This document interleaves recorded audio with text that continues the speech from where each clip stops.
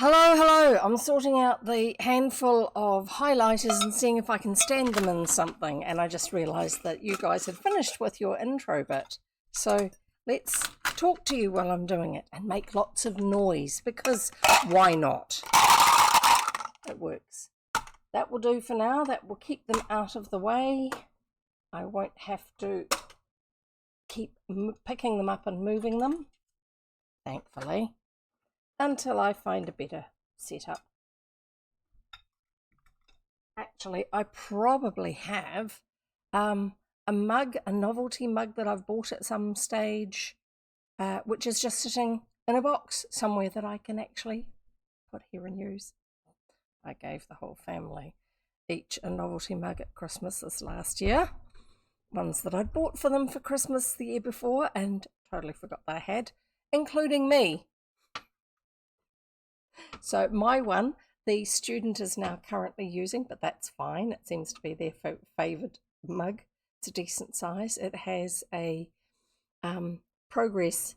It has a series of water lines on it. Not yet.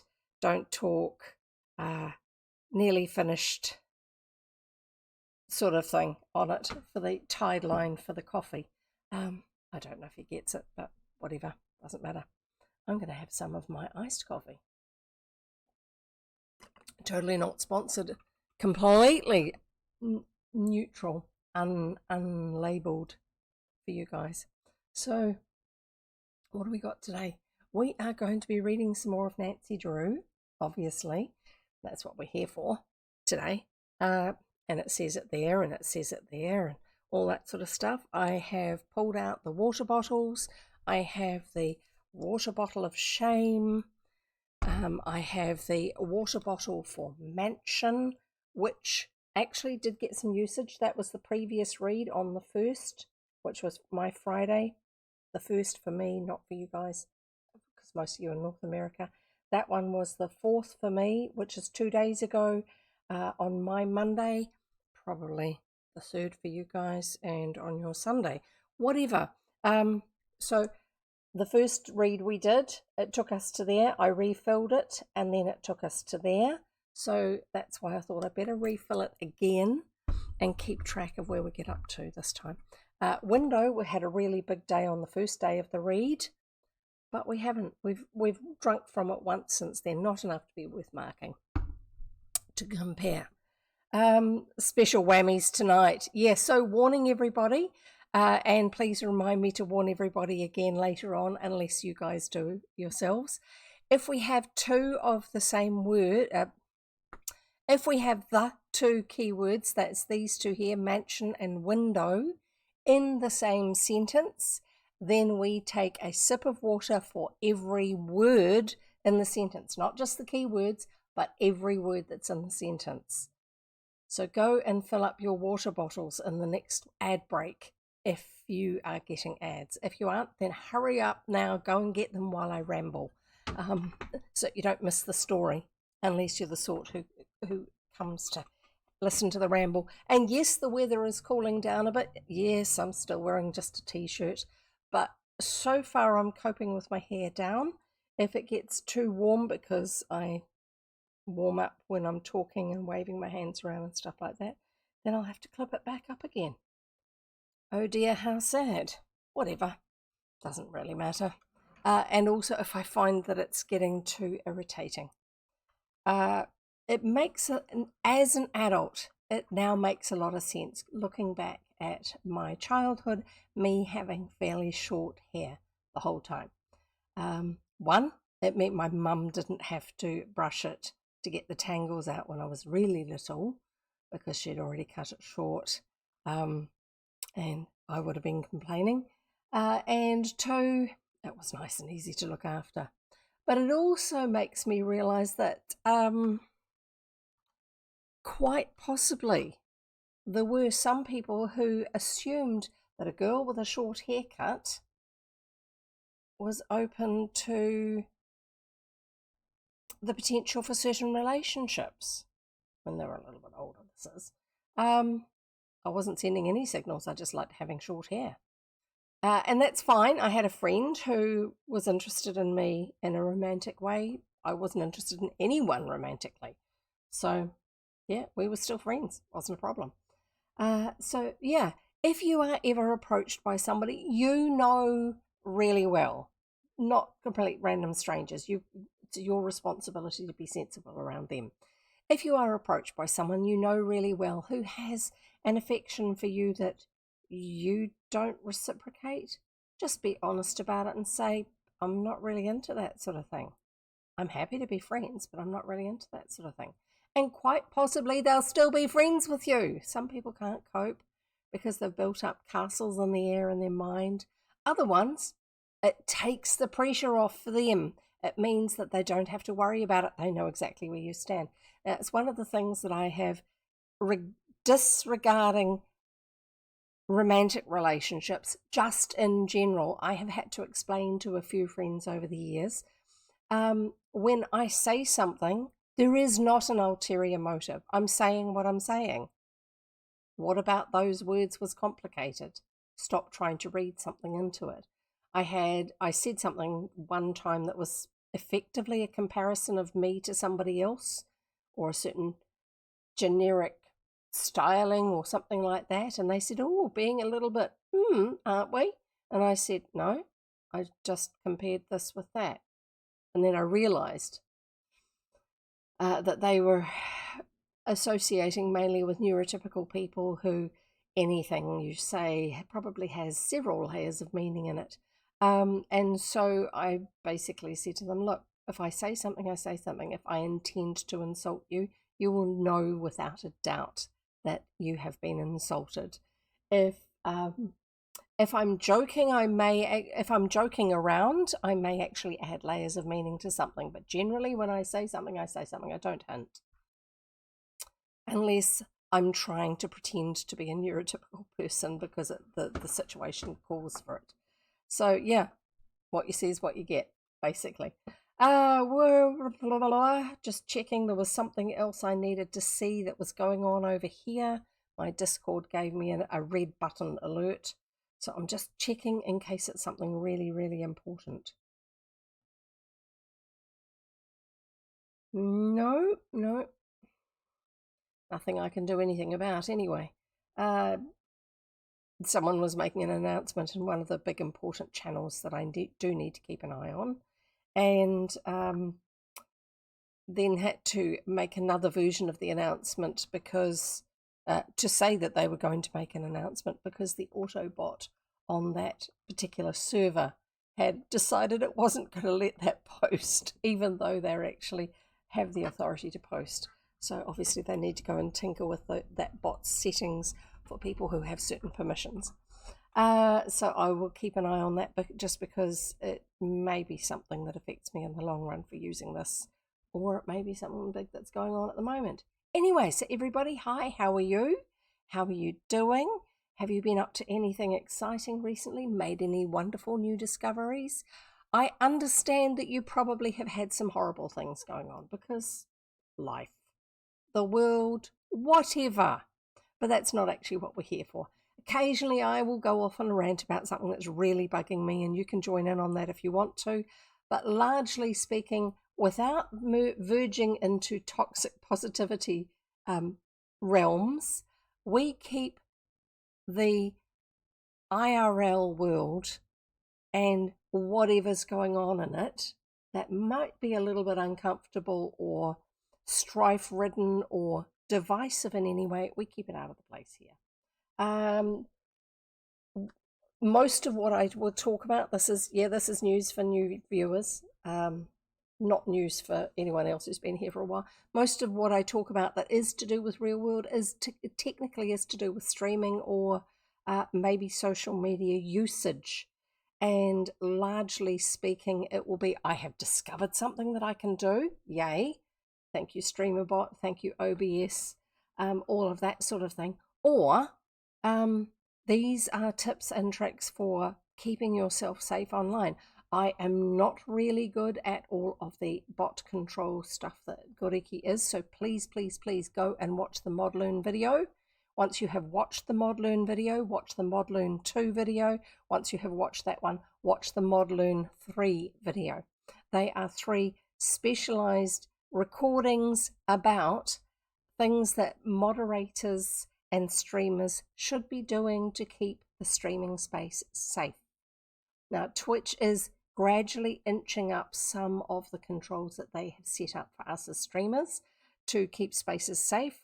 We use things like blocked terms, but we have to put those terms in instead of having a pre-generated list, and I can say I want the low dangerous things dealt with. I want the highly dangerous things dealt with, whatever, and having a moderating list that way. There are some things that are auto-modded for us, but the rest we deal with as terms that we add in that we don't want used.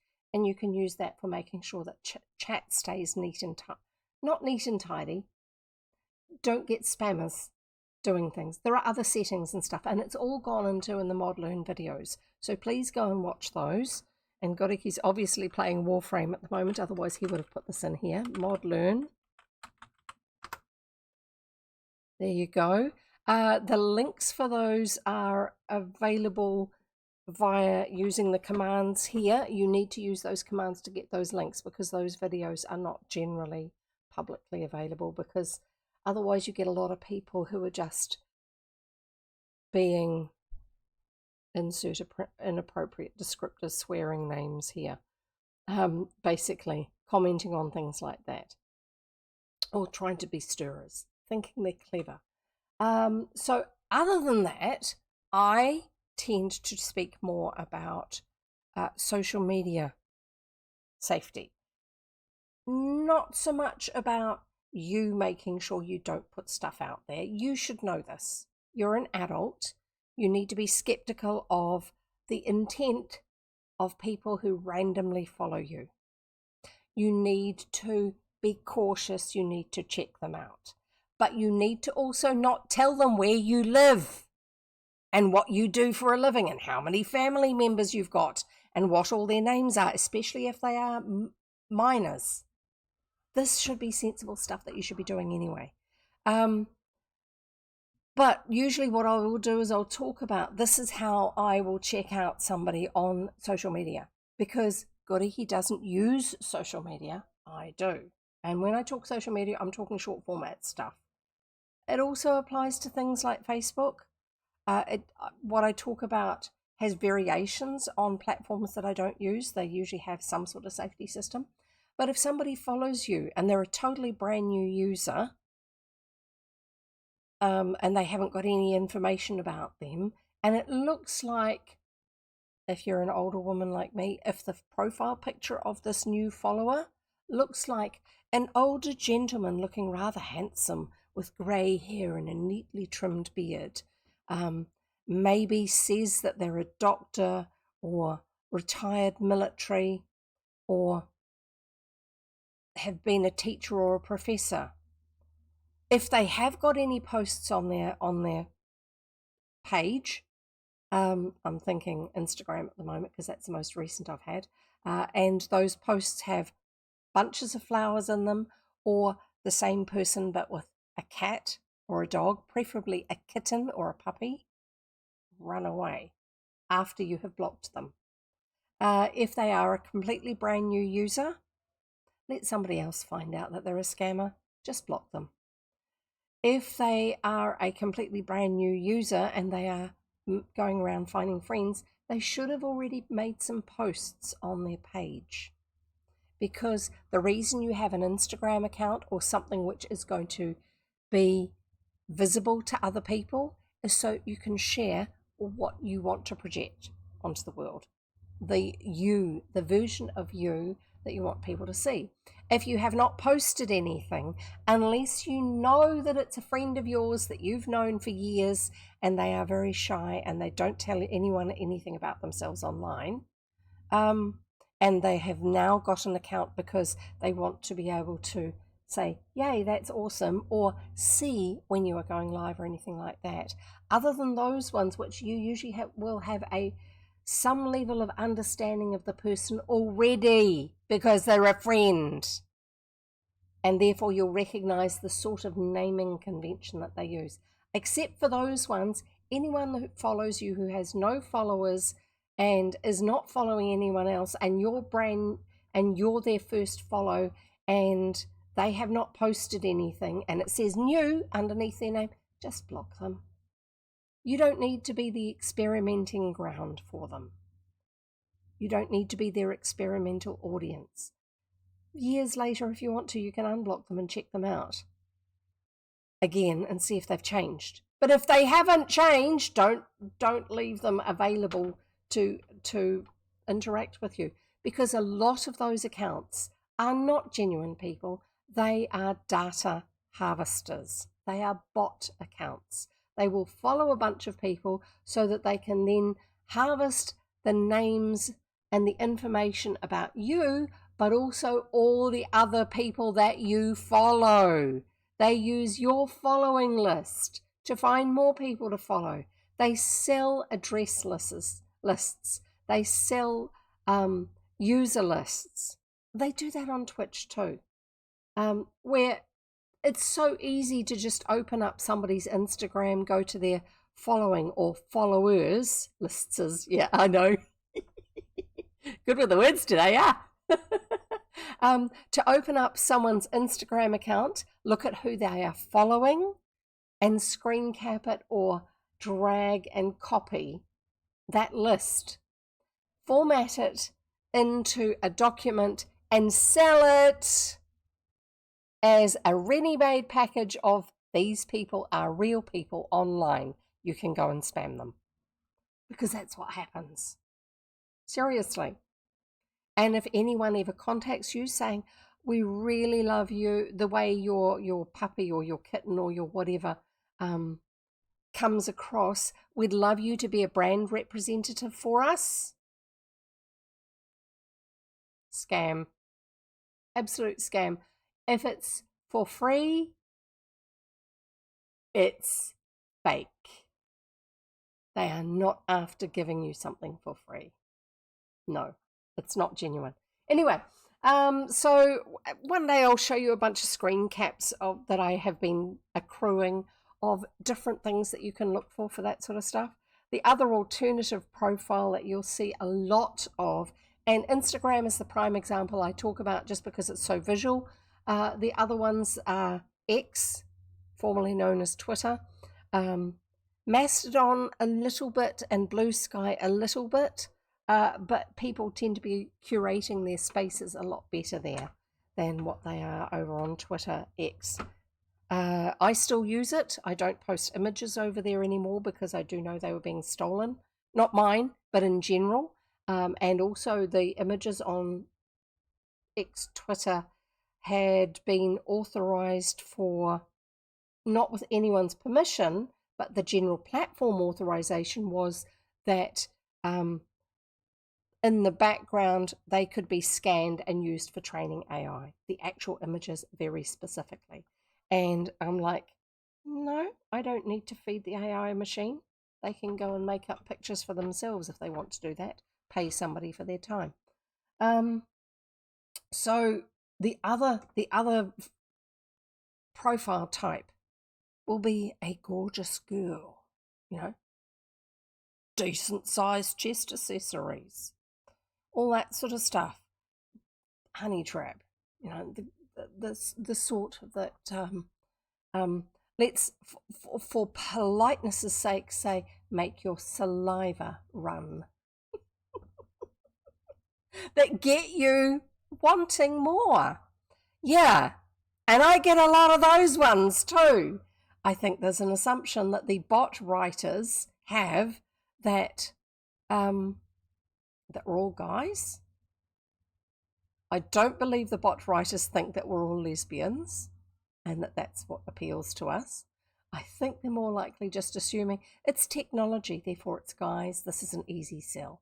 Because honestly, guys, it is an easy sell. You need to just sort of put the gear away and use your brain that's in your skull. It's not free. It's not free. Any interactions on those platforms offering you anything are not free. They are rip-offs. They are not just about getting your little bank card dribs and drabs of money. They are actually about a lot more than that. They don't give you anything for free. Right, so there you go. That's my start-off rant for today. How about we get on with reading some net? Oh, I'm going to have to put this hair up. It's bothering me. I was hoping it wasn't going to. Before we go further, let's have a tips video since we're not running ads at the moment. We're out of the ad block, aren't we? Vid. Who have we got for today? This is things for making the most of your time here, and I'll put my hair up.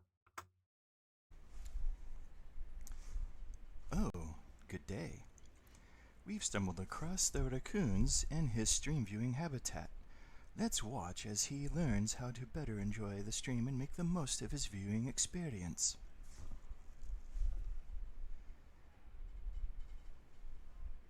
Let's see, according to the video, there are 6 or 7. Number 1 would appear to be hydrate. We have our hydration right here. It's important to stay hydrated. It's good mentally and physically, and it's good for your vocal cords, other parts of your body, your mind. And that brings us to number 2. When the streamer does drink, you drink as well. Oh, what's this now? Oh, drinking. Drink. Did you drink now? Oh, you can indicate so by putting the water bottle emoji or thumbs up in chat. Next one, snacks. Ah, Raccoons has snacks. There appears to be trail mix and what's that? Carrot cake. Ooh, that looks yummy. Oh, I guess we can't have any.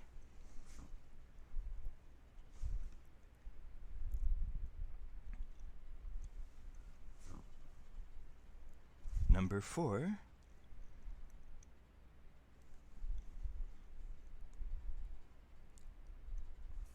Is to get comfy. Well, Raccoons has his lucky blanket right here, and Raccoons also has a teddy. Who can say no to that? Don't you have a teddy? Maybe a different kind of plushie. Being comfy is good for the mind. Number 5, something to write with or write on, because you never know when you might need to look something up later. We have 2 sizes of pads right over there, 2 pens in case one has really bad ink. Good job, Raccoons. Oh, on second thought, never mind.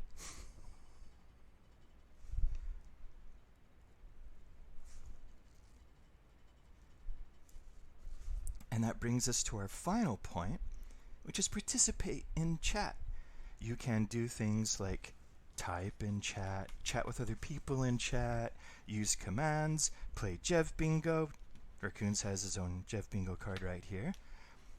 You can spend pages and do things like forcing Jev to wear silly things on her head like headbands, crowns, unicorn horns, and perhaps one day even something like the one that's about to appear, if I remember correctly, unless it hasn't. Did it already happen? No. Oh, and you can make clips, you can submit quotes. Just try to enjoy the stream. Ah, there's another headband. There we go. So that should do it. Enjoy the stream, and I'm going to help myself to some of that trail mix. Or not. Ah! I'm back. Oh, that feels a lot better. No tickly, itchy stuff. I like the look of it when it's down. If there's a slight breeze blowing into my face, sorry, tickly eyelashes. Checking that there's no fluff in them. That's nice because it keeps it off my neck. But it's like, no. Later on in winter when it's cold weather and I'm used to more things around my neck anyway, yeah, fine. Right, you don't need to know any more of that. Let's get on with reading this book. I'm looking around to see if there's anything else I need to deal with.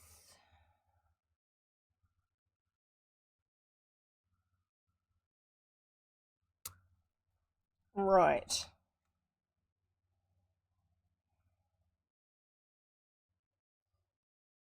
Let's unlock the book.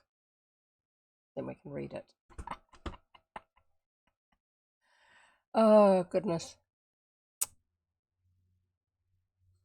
Ah, that's right. I'm trying to remember what the chapter was called.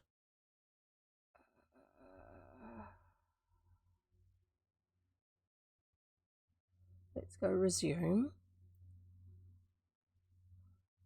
PJ had a good suggestion. Just get some really weak reading glasses and wear them in front of my normal glasses, and it may actually just take the strength out of my normal glasses enough. So chapter 12, The Theft, is where we're up to. But I'm just looking to see what the one before it was. It was A Cry in the Night. That was what it was called. And I think I'm going to read the very end of that chapter just to remind myself, and you guys if you want, of where we got up to. Sorry.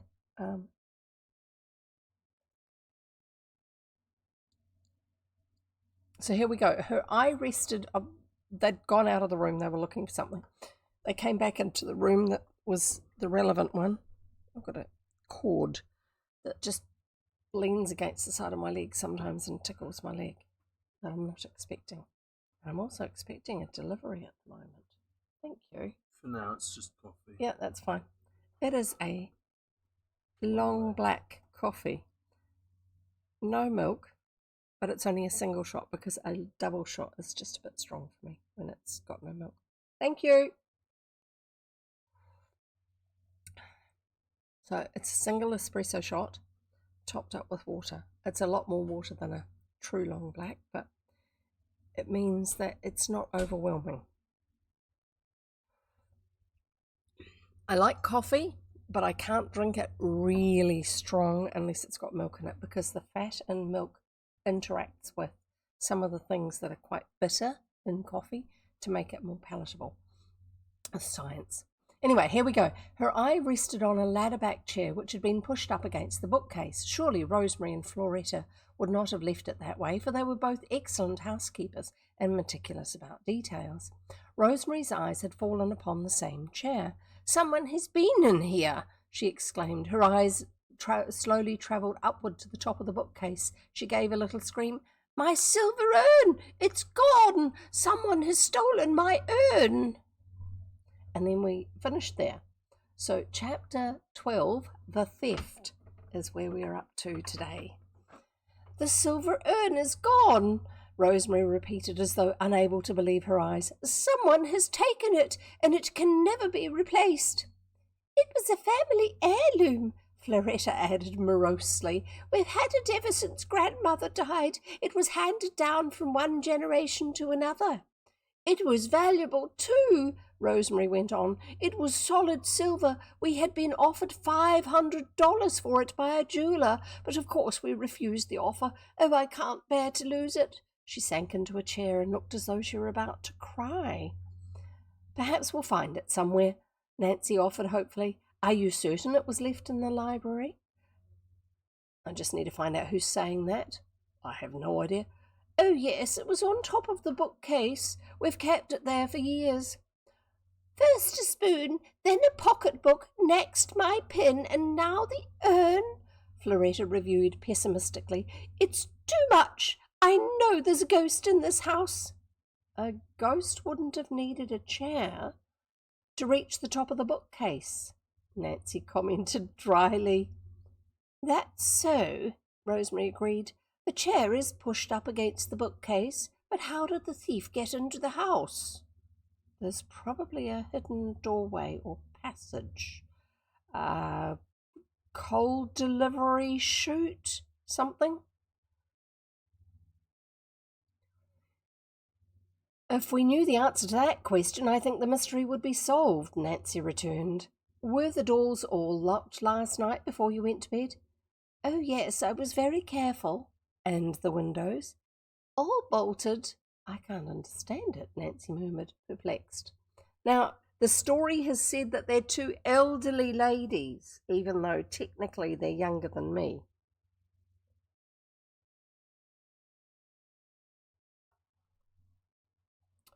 She examined the room as carefully as she could in the dim light, but was unable to find any additional traces of the midnight prowler.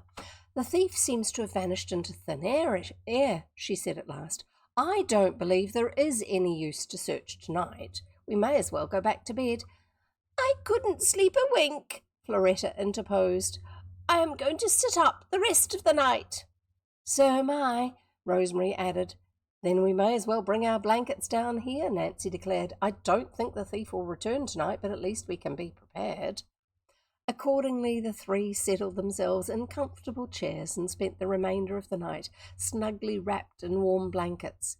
Nancy and Rosemary occasionally dozed off into a light slumber, but Floretta was too nervous to permit herself to go to sleep. Although the light was burning, her eyes continually roved about the room, fearfully searching the darker corners. At the first indication of dawn, Rosemary, with Nancy assisting her, prepared breakfast. Hot coffee went a long way toward reviving the spirits of the trio, and with the rising of the sun, the old house seemed less oppressive and fearful.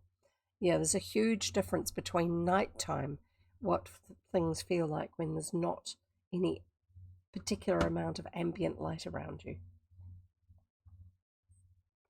and when most noises have quietened for the day, outside, animals, people, that sort of thing, and so therefore you notice little noises you otherwise wouldn't. As soon as breakfast was over, Nancy set herself the task of going over the library minutely. She examined the walls inch by inch, but found no indication of a secret panel. With Rosemary's help, she even moved the heavy bookcase, but there was nothing behind it. The furniture occupied but little of her time, for with the exception of a built-in sofa, similar to the one in the drawing room, it was all very ordinary and offered no possibility of a hiding place. I want to know more about these built-in sofas. We've had them emphasized twice. You say they're built in. Does that mean that quite possibly the seat underneath the cushions lifts up? And are you not able to lift it up because it's latched from the other side? Maybe there's some stairs that come up to them, and that's like a hatchway. It would make sense that it was something like that. Maybe the back of it folds down. I don't know. But built-in sofas are not common. They are not normal. A window seat? Yes. Not something called a sofa.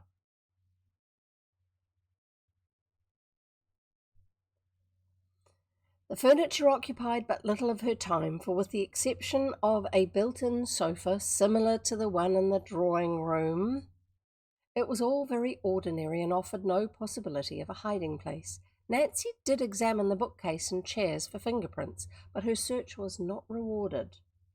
Did she use fingerprint powder and fingerprint dust? Dust powder, same thing.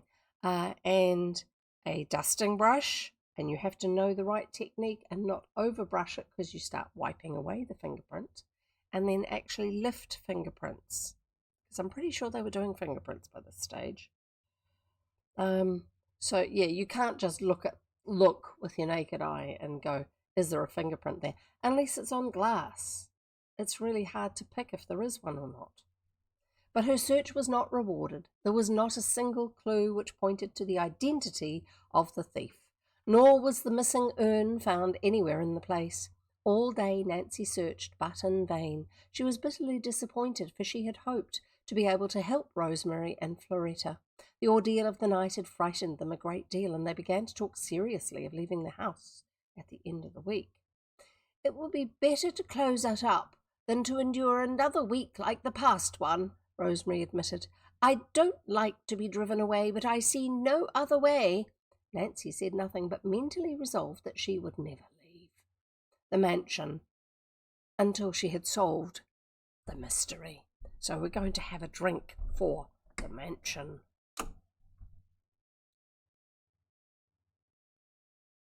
Welcome to the mansion.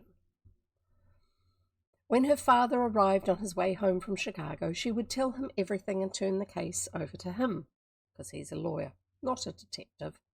The next 2 days and nights were uneventful, greatly to the surprise of everyone. Well, yeah, you've got an extra person in the house, so whoever it is that's roaming in the house and stealing things and is relying on the fact that it's two frail old ladies who doubt themselves is going to be a little bit more careful, aren't they? Rosemary and Floretta began to show the effects of the strain under which they laboured. I declare I'd almost as soon something would happen as to keep thinking it's going to every minute, Rosemary sighed. With the passing of the days, Nancy Drew became quiet and thoughtful. She had a new worry which she did not communicate to the Turnbull sisters. When her father had left for Chicago, he had promised that he would return within a week, and that he would send her a telegram stating the exact hour he expected to arrive at Cliffwood. For several days, Nancy had been anxiously looking for the message, but it had not arrived. Why had her father failed to keep his promise? Maybe because he's still in Chicago. He hasn't failed, it's just the timeline's changed. It's possible Dad didn't get his business accomplished as quickly as he expected, she assured herself. I'll probably get the telegram tomorrow. But the expected message did not arrive on the following day, and now Nancy began to worry in earnest. Surely her father would have wired her if he had been delayed, she told herself. What could have happened? Perhaps he decided not to stop at Cliffwood and went on to River Heights, she reasoned. Unless it's something to do with the work he's doing needing him to go straight home, I would think he would go and check out where his daughter is. Glancing at the calendar, she saw that it was a full week since her father had left home. By this time she had expected to return to River Heights herself, and she had asked Hannah to open the house before her arrival. If only there were a telephone here, she fretted. I could call home and find out if Dad is there yet. The more she thought of it, the more anxious she became, and at last, to relieve her mind, she decided to drive to Cliffwood and make the telephone call. This intention she communicated to Rosemary and Floretta. You'll not be gone long, will you? Rosemary questioned anxiously. We've decided not to stay in this house another night alone. When you leave, we're going too. I'll be back in a few minutes, Nancy promised. I only want to make a telephone call. I'm sorry we don't have one here, Rosemary apologized. It's so much bother to go into Cliffwood. I really don't mind at all. I'll enjoy the ride, said Nancy. No. Intense itch in my nose. No, stop. As Nancy left the mansion behind, she breathed more freely. There was something about the place that was oppressive. She drove rapidly and soon reached the main part of Cliffwood. Entering a corner drugstore, she telephoned to her own home, because there used to be certain sorts of stores that would have a telephone that you could use. After a short wait, Hannah Gruen answered. Is my father home yet? Nancy asked after a few preliminary remarks. No, I haven't heard from him since he left, came the response. Nancy hung up the receiver and leaned against the side of the telephone booth. What could it mean? Why had her father failed to notify anyone of his change of plans? It was not at all like him. I have a notion to telegraph to Chicago and find out if he has left there, she thought. I believe I have the address of the firm he went to see. Now it's the other nostril. Oh dear. Well, at least it's not appealing for anyone who wants to copy my goings-on in the background of their video, and I'll tell you about that later. Opening her purse, she fished about, and after pulling out several wrong cards, found the one for which she was searching. Now to find a telegraph office, she decided as she left the drugstore. Now, in those days, you had to go to a particular place to do it. Later on, you could actually do it through the telephone, as long as it was your telephone and you already were billed for it, so that they could charge you for sending the telegraph or telegram. The telegraph office is the place that sends it, and the poles carry the signal, telegraph poles, and a telegram is the written message that is received at the far end. She found one only a few doors away, and having entered, wrote out a brief message and handed it to the clerk at the desk. And you were charged per word, so you were very careful not to make it too wordy. When the answer comes, have it sent to the Turnbull mansion, she told the man. There you go, mansion. After paying the charges, she left the office and slowly made her way back to the roadster. Now, back to the haunted house, she told herself grimly. I'm beginning to feel that I'll never solve the mystery by myself. I'll be glad when Dad gets here so he can help me. As she approached the mansion,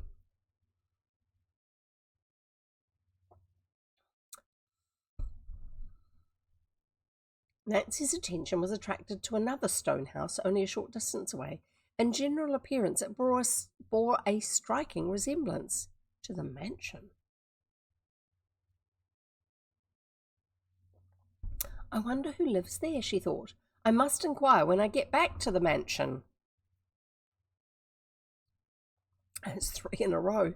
However, for the time being, Nancy was too troubled about her father to devote much thought to the mystery of the old house. And before she reached the mansion, she had forgotten the question she had intended to ask. The evenings at the mansion were all alike.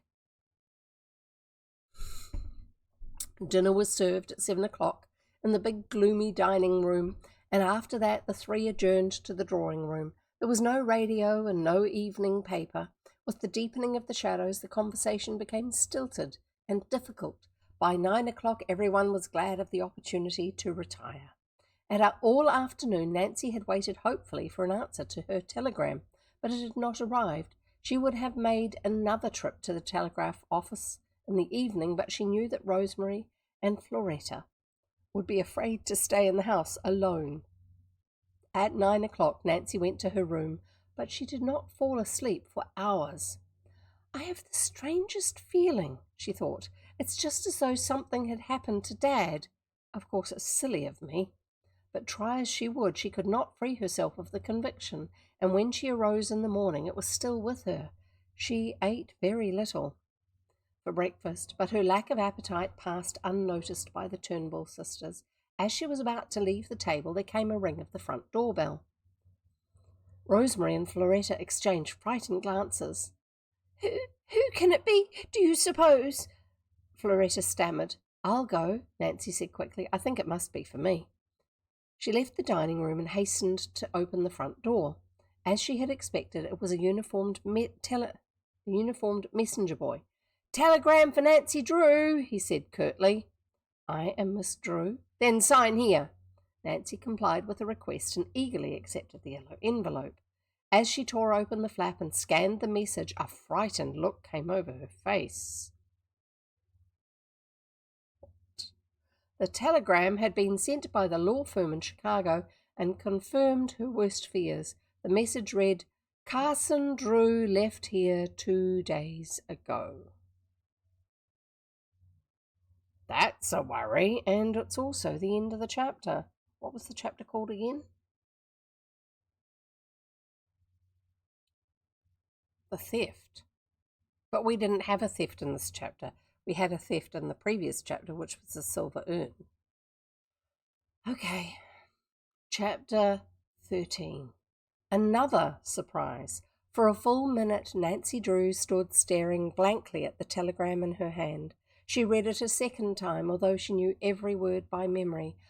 Worry assailed her anew. If her father had left Chicago 2 days before, as the telegram indicated, he would have reached Cliffwood before this, even if he had come on the slowest train. Surely something must have happened to him en route. What had delayed him? After a moment's reflection, Nancy entered the house, intending to tell the Turnbull sisters about the telegram and ask their advice. She was destined never to carry the thought into action, for as she closed the door behind her, she heard a wild shriek from above. It seemed to come from Floretta's room. Fearing the worst, Nancy sprang toward the stairs and took them 2 at a time. Rosemary came running from the kitchen. Reaching Floretta's room, Nancy thrust open the door. "What is it?" Floretta stood in the centre of the room, wringing her hands in anguish. "My dresses have been stolen!" "Your dresses?" Nancy asked. "Yes, while we were at breakfast, someone entered my room and took 3 of my best black silk dresses, and that isn't the worst. Look up there!" Wonderingly, Nancy turned her eyes toward a picture which hung over the bed. What she saw caused her to gasp in astonishment. On the frame perched 2 live canary birds. "Not what I was expecting them to say." Let's see if I can find the illustrations. So that was the cover. This picture here, the one that was the frontispiece. So you've got Rosemary and you've got Nancy, the one in the middle, and Floretta's the one pointing up here. And yes, I can see that there's something on the picture frame now. I didn't notice it before when I looked at the pictures because too small.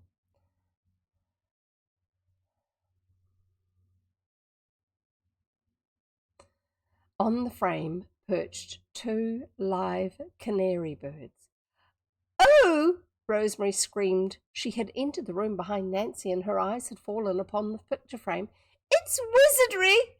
Floretta moaned. Cautiously, Nancy moved toward the picture. "Don't touch those birds," Rosemary advised. "Why, they're only tame little canaries," Nancy said, removing one from the frame. "See?" "Don't bring that bird near me," Floretta cried. "It's an evil omen."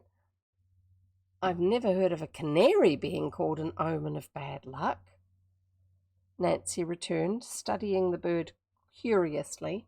"A canary is a rather happy little bird. This one is, anyway."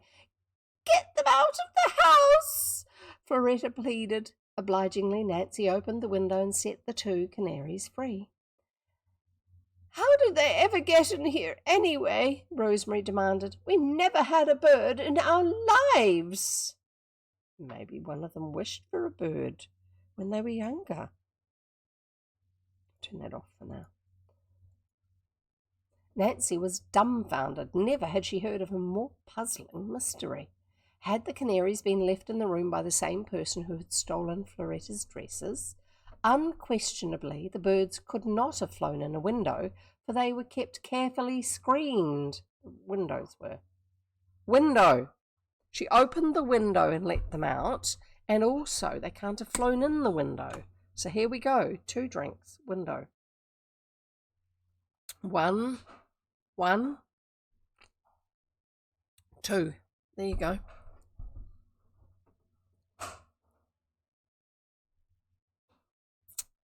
So many strange things had occurred in the house. Unexplainable music and shadows and the sound of footsteps in the night. Then a spoon had disappeared. Next, a pocketbook, a diamond pin, an urn, and now Floretta's silk dresses. Nancy lost no time in examining the closet and the walls of the room, but she could find no clue which suggested in what manner an entrance had been effected. Apparently the windows had not been opened. Nancy felt almost humiliated. She had promised to help Floretta and Rosemary, and so far she had not even gained a clue. Many things had happened under her very nose, and yet she had been unable to put her hands on the thief.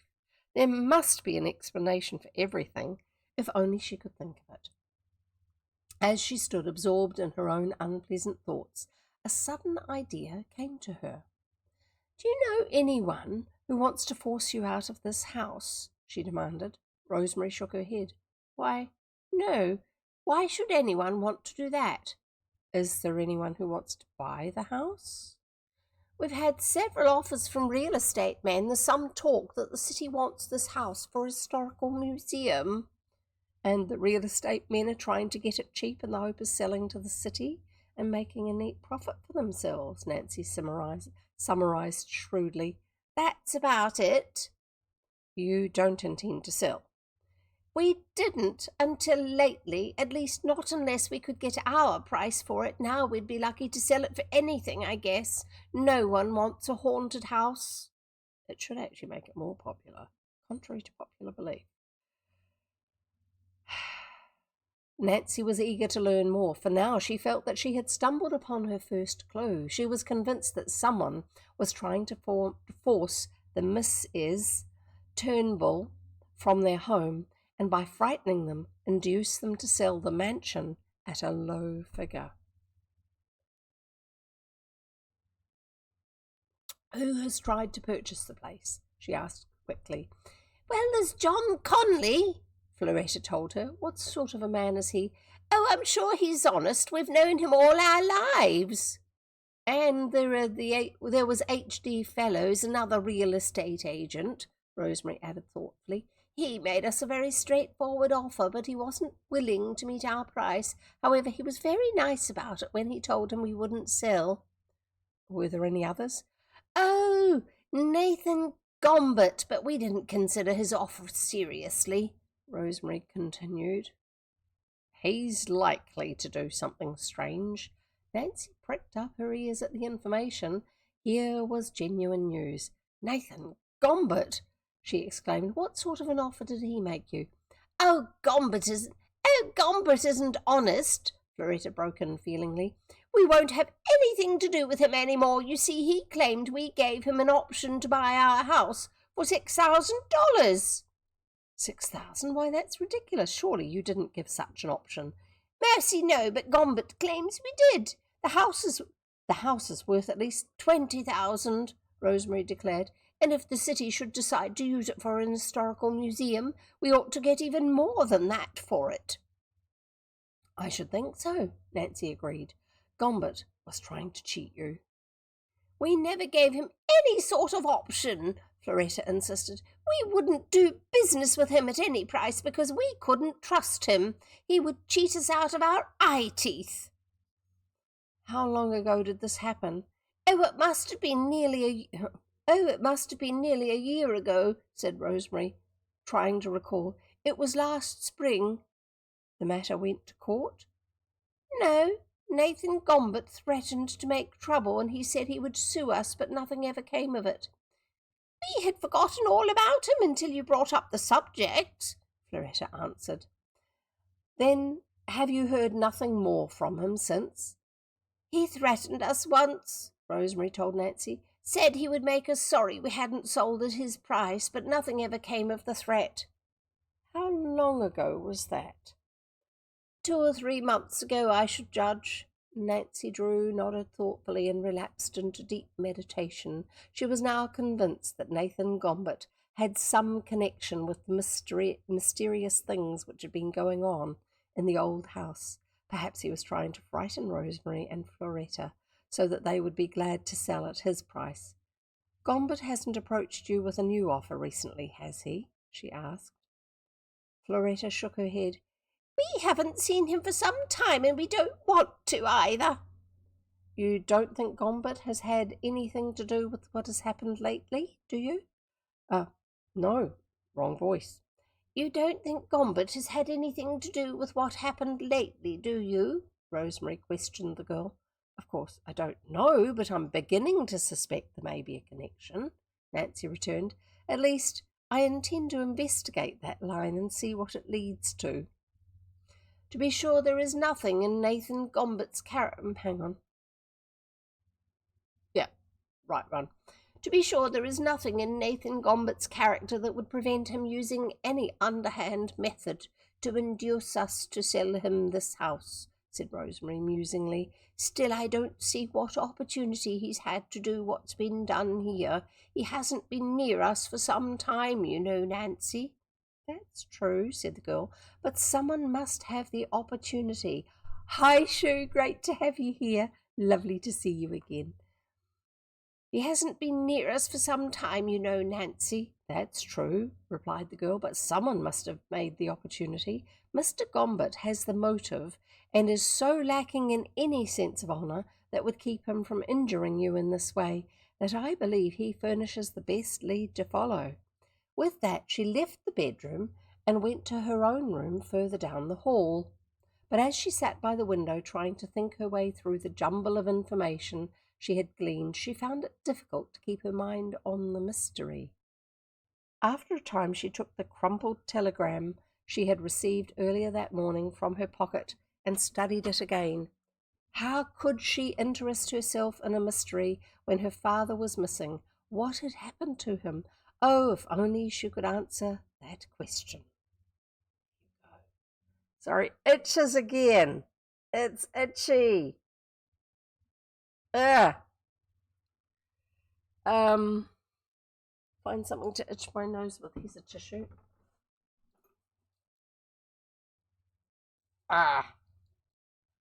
Doesn't need blowing, it's just itchy. And now, of course, the rest of my skin on my face is itchy.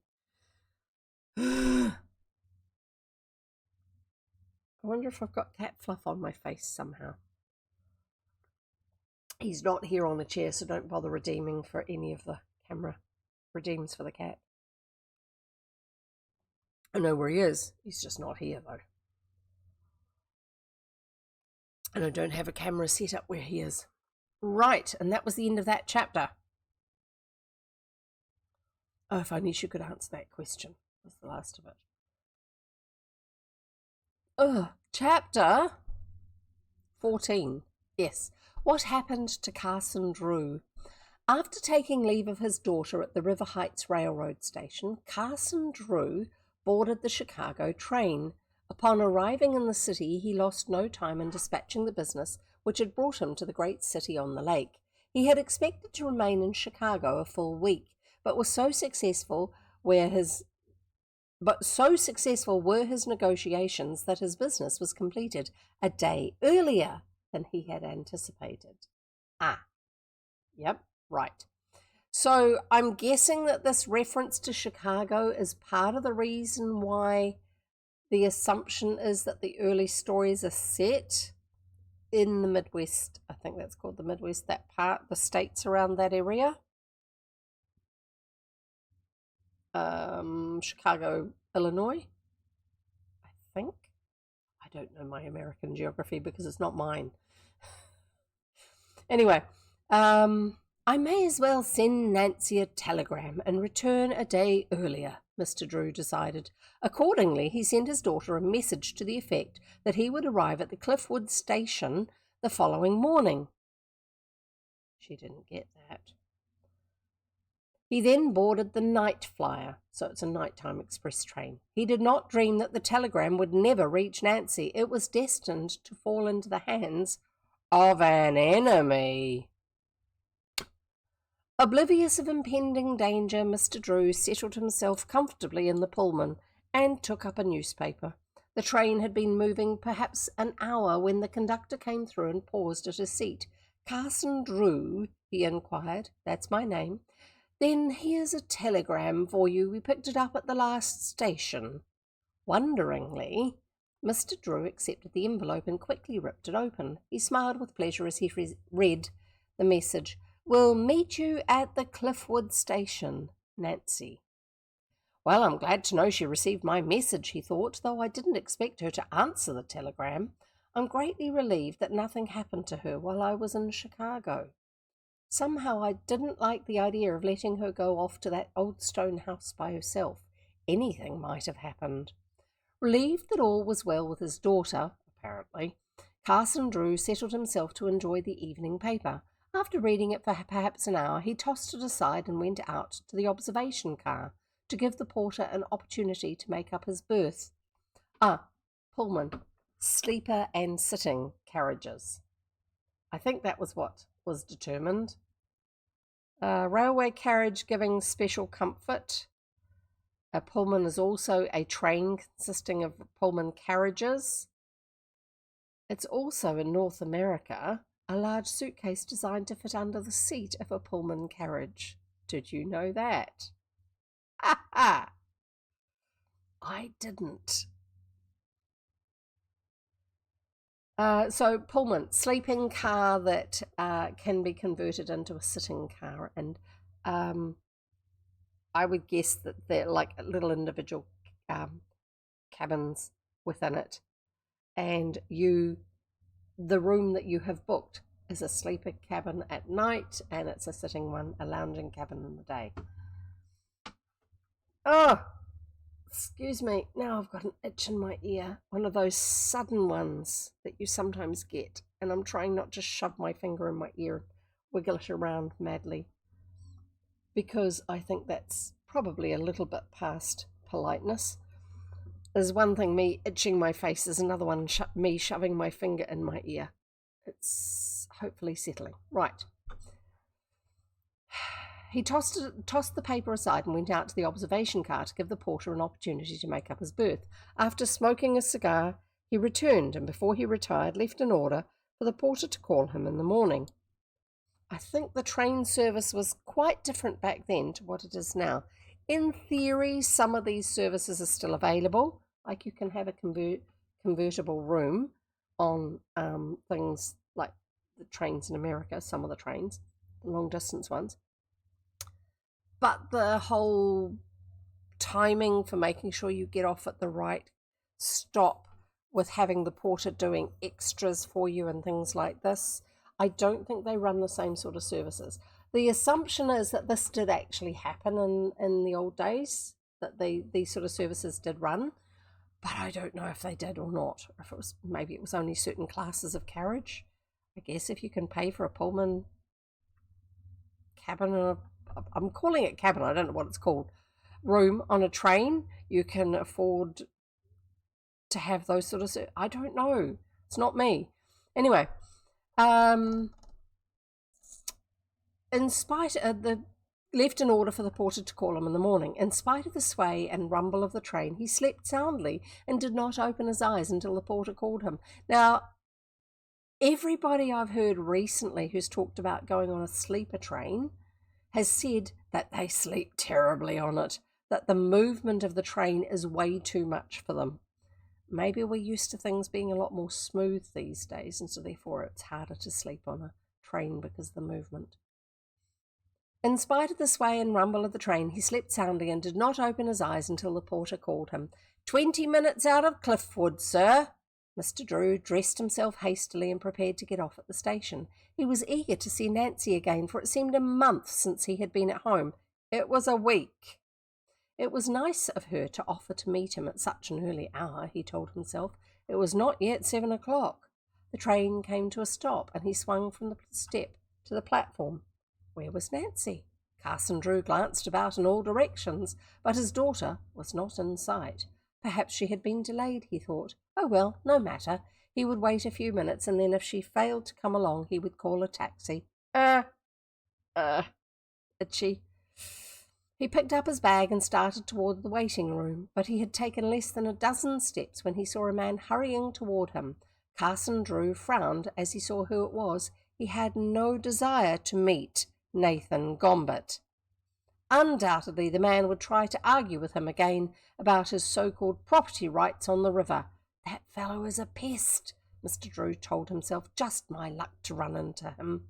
But as Nathan Gombert approached, he could not help but see that the man was labouring under great excitement. Wonder what's the matter with him now, he asked himself curiously.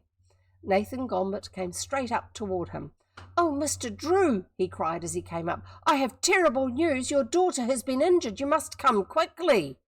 Nancy is hurt? Mr. Drew gasped and grasped him roughly by the arm. It can't be. She's badly injured, but the doctors think she has a chance to pull through.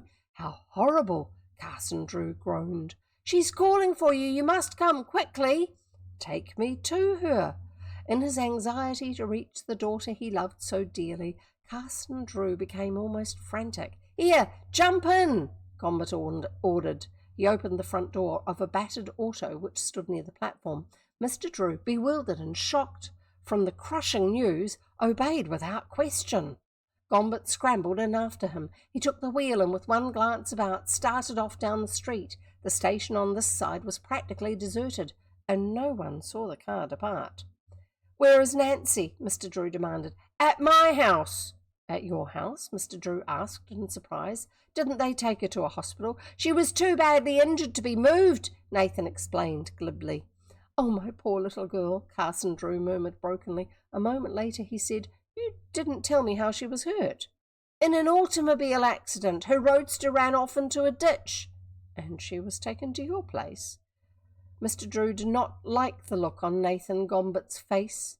Was the man deceiving him? No, it was more likely he was trying to keep Nancy's true condition from him. Perhaps she had been so seriously injured that she was practically at the point of death. That thought nearly drove him wild. "The accident occurred in front of my house," Gombert continued, trying to make his explanation appear plausible. "The doctor brought her inside." Oh, and Nancy was always such a safe driver too. "I didn't see the accident myself, but they say the steering gear broke." "Tell me, will she live?" "I can't tell you that." The drive, though not a long one, seemed endless for Carson Drew. Nancy, his daughter, his little girl. The widowed father and the motherless girl were very close to each other. In what condition would he find her when he reached the end of this soul-trying drive? Was she conscious? Was she alive? He turned impatiently to Nathan Gombert. "Hurry," Mr. Drew urged. "I can't get there quickly enough." "The car won't go any faster," Gombert grunted, and indeed it would not. Gombert was already driving as fast as he dared. Carson Drew was so worried that he asked no more questions, but kept his eyes glued upon the road. Gombert drove furiously, and they soon reached the outskirts of Cliffwood. Presently they came within sight of two large stone houses, and Nathan Gombert turned in at one of them. "I live here," he explained. Carson Drew did not so much as give the house a casual glance. The instant the car stopped, he sprang to the ground and started for the door. Quick as he was, Nathan Gombert was ahead of him. He opened the door for the lawyer and led the way through the kitchen, where a fat, slovenly-looking coloured woman was working over the stove. Had Mr. Drew not been intent upon reaching the bedside of his daughter, he would have observed that the woman received a significant nod from Nathan Gombert as he passed near her. The moment the two men had passed into the next room, she walked over and quietly locked the outside door. "This way," Nathan directed. He opened a door and indicated a long, dark stairway. Without hesitation, Carson Drew followed him. He went up a flight of circular stairs and at last came to a landing. Nathan paused and indicated a door to the left. "Your daughter is in there," he said. There was an eager, cruel gleam in his eyes, but Carson Drew did not notice. "It won't frighten her for me to go right in?" the lawyer asked anxiously. "No, it won't frighten her." Hesitating no longer, Carson Drew opened the door and stepped inside. To his surprise, the room was dark. The curtains were pulled down over the windows, and at first he could see nothing. Then, as his eyes became accustomed to the darkness, he saw that he was not in a bedroom. The place had every appearance of a prison. Carson Drew realized that he had walked into a trap. He wheeled about and faced Nathan Gombert, who stood in the doorway eyeing him, gloating upon him. "What does this mean?" he demanded sharply. "Where is Nancy?" "It means that you're my prisoner," Gombert retorted with an evil leer. "Before I get through with you, I guess you'll come to terms about that property." With that, he slammed the door shut, and before Carson Drew could make a move, turned the key in the lock. As the old miser trudged down the corridor, his hollow laughter echoed through the house. And that's the end of the chapter. Not specifically something I saw coming initially, although we knew that the house next door was going to be significant somehow. Otherwise, Nancy wouldn't have forgotten about it. Or it wouldn't have been mentioned in the first place.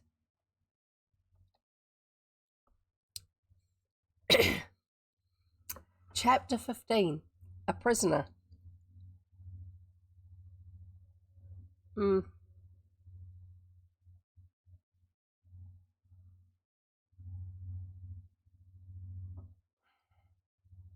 I think we had windows, the blinds being pulled down. Let's have a check.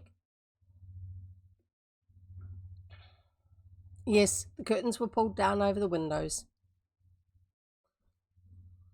Window. Let's carry on. Chapter 15, A Prisoner. As he heard the key turn in the lock, Carson Drew stood for a moment as though paralysed.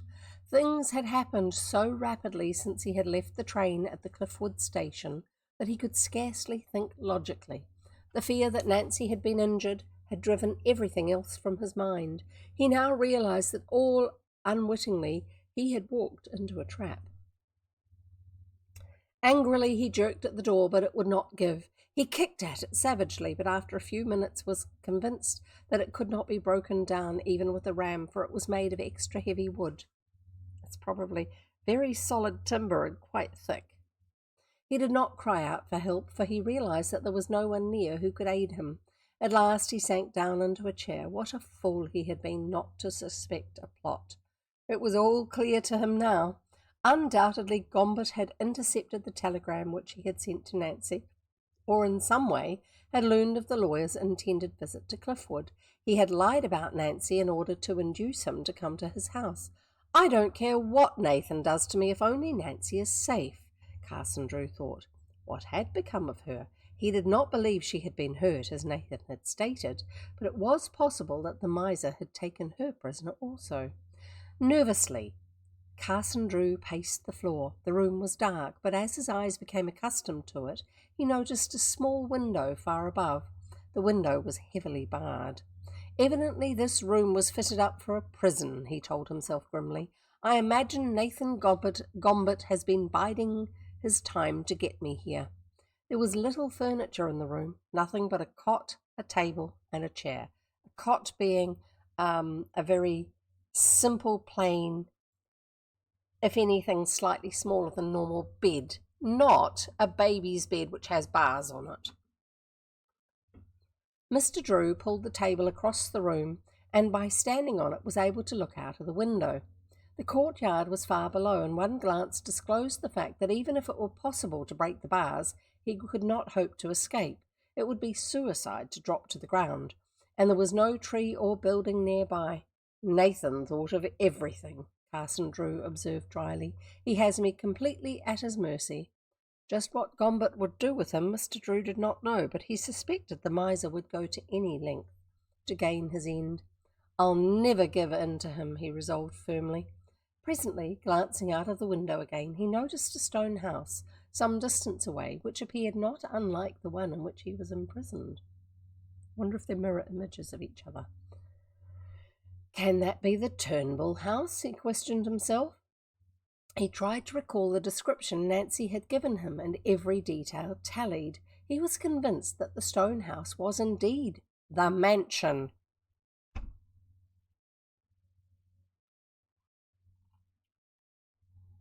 I wonder if Nancy is still there, flashed through his mind. Oh, if only she returns to River Heights before that fiend gets his hands on her. It was characteristic of Carson Drew to think of his daughter's safety before his own. She was always first. As the hours dragged slowly on, he kept a close watch on the neighbouring house, hoping to catch a glimpse of Nancy or someone to whom he could signal. At noon the woman appeared with his luncheon, which consisted of bread and water, shoved through a small hole at the bottom of the door. Mr. Drew drank the water, but did not touch the bread. All afternoon he maintained his watch at the tiny window. The Turnbull home appeared deserted. What had become of Nancy? Had she already departed, or was she too held a prisoner at the hands of Gombert? Toward evening, Carson Drew was startled to hear heavy footsteps in the corridor. He scrambled down from the window, but there was not enough time to move the table back into place. Nathan Gombert stepped into the room. Carefully locking the door, he placed an oil lamp on the table and gave Carson Drew a gloating grin. How do you like it here by this time? He asked with elaborate politeness. Oh, it's very pleasant, Mr. Drew returned sarcastically. You may as well put your cards on the table, Nathan Gombert. What do you want of me? Nathan became intently eager. You know what I want, he muttered. You must pay me for the land and sign a paper that you will not prosecute. If you do that, I'll let you go free. Indeed? Yes, Nathan smiled gleefully. I want a cheque for $20,000. Hi, Whip Raiders. Hi, Arthur Irving Rush.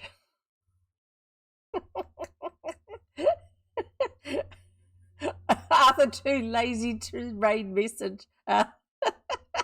Excellent. Great to have you folk here. Welcome. We are reading The Hidden Staircase by Carolyn Keene, the second of the Nancy Drew books. And I hope you've been having a lovely time, whatever it is that you've been up to. So good to have you here.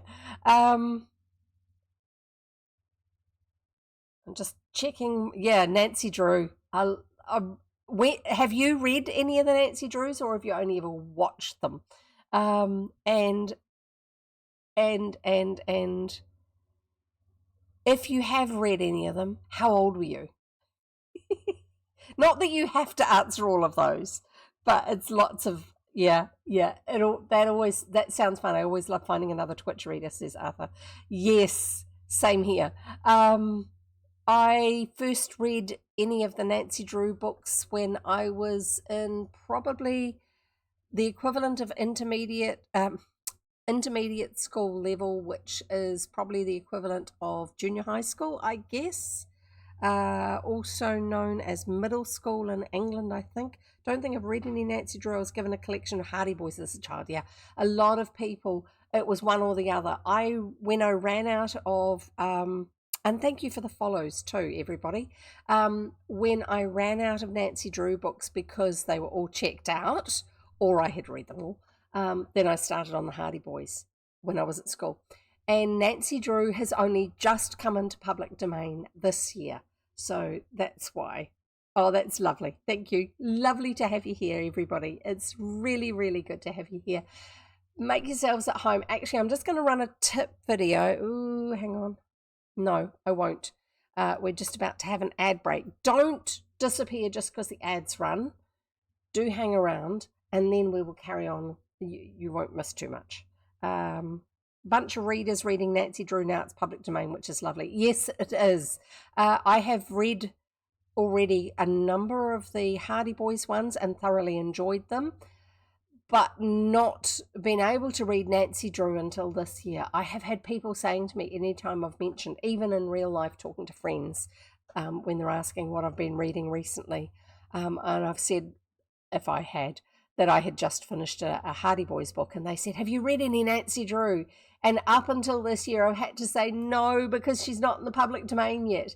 And I do my best to not read absolutely all the ones that are currently available, because then you've got to wait for another whole year until the next batch become available, if it is a batch. For some of the books, it's several the first couple of years, and then after that, they go down to 1 or 2 a year. So, yeah, we read a few new additions to the public domain so far this year ourselves. I love seeing so many more. Yeah, it's great. I love that they are going into that books are going into public domain. There's a couple of different books that I would love to be able to read, which are going to be years before they go into public domain, like 10 years. And I even actually approached the trust that looks after the estate of one of the authors, because it's English, and just to ask if they would give me permission, because I will happily read something if I have express permission to read it. And they said, unfortunately, no, because where they are and in the world that they are functioning in, they still have a lot of interest in that author's work. And so for them, it makes sense to actually keep guarding that copyright until the end of its life. So it's going to be another 5 or 10 years before I can read those ones. But that's okay. There's plenty more books to keep reading. It's criminal that copyright's so long. Yeah, criminal. One of the things that made it a bit harder in the States, because there was a whole section of time where there were none being released, was because a few of the bigger name entertainment businesses lobbied for extended copyright length. And you can blame a particular animated children's movie creator organization for being one of the biggest proponents of that. Yes. Anyway, So just ignore the bit that says you have you have to wait before you can chat. You can chat right from start here now. But thankfully we've got past the time where that extension first happened. It just means that we could have had them 20 years ago, but now we're getting them. So let's get on with reading. Oh, there is an ad break at the moment. Sorry about that. And for those of you on Turbo, yay, you got to see something. I'll finish the chapter, and then when we finish the chapter, because there's still a little bit of time reading left, I usually read until about just around 3 o'clock my time. If you're ever wondering what the time is, I usually have it up here. I'm in New Zealand, so it's currently 2:20 p.m. on Wednesday, the 6th of May, here where I live. So I'll finish the chapter. I'll run a 2-minute tip video for how to make the most of your time here, and then we'll carry on with the story. So we're trying to find out what's going to happen next, and Nancy's dad has been kidnapped and locked up.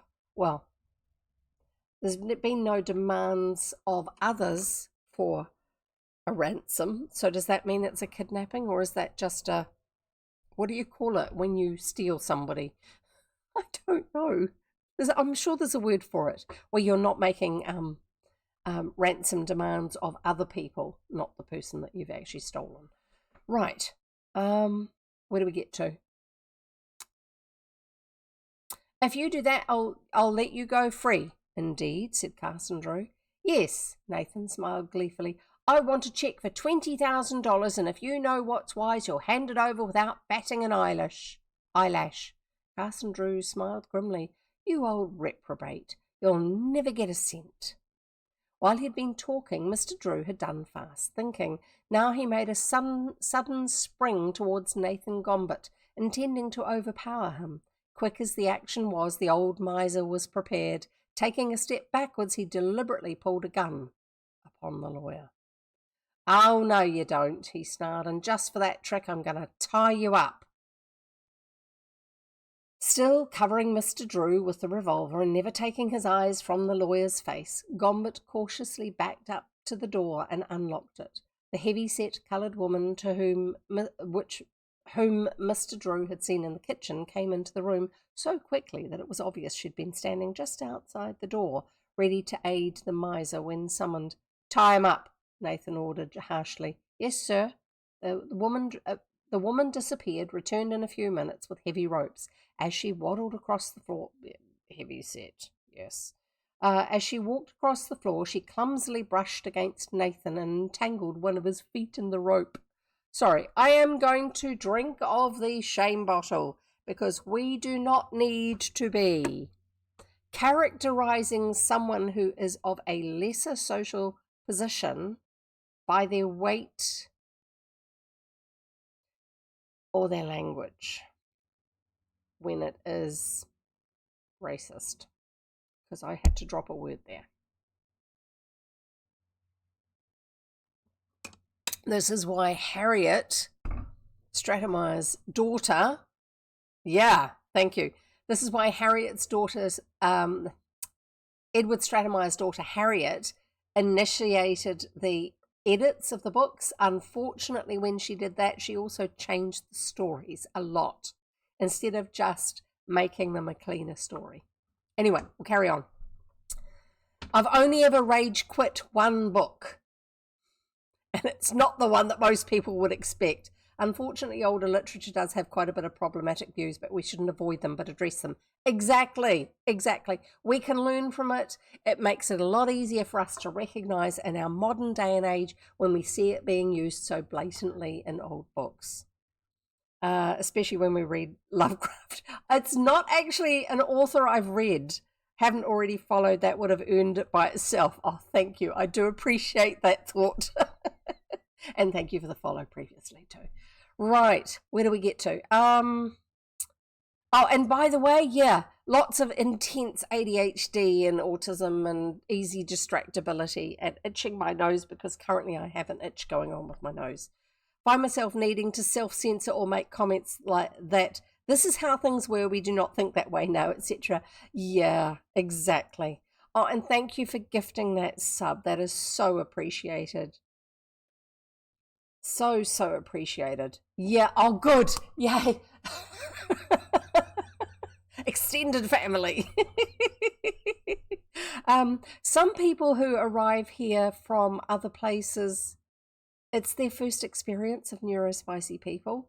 And so that's why sometimes I will do a little mini explanation of the fact that I will touch my face more than is typical, because I was brought up that it was rude to do so. And thank you also for that additional sub there. That's good. That is really, really appreciated indeed. Just because when I was growing up, it was considered rude to scratch, to itch, to rub your nose. But the reality is that with the ADHD side of my brain, if I don't, I will not be able to complete the sentence or the thought that I have in my head at the moment. And it's the autism side of my brain that's going, that is really intensely feeling at the moment, so I need to do something about it. So it's the combination ganging up together on me. Oh, yeah, there are a lot of people who do have things like that when it is very definitely a stim. Yeah.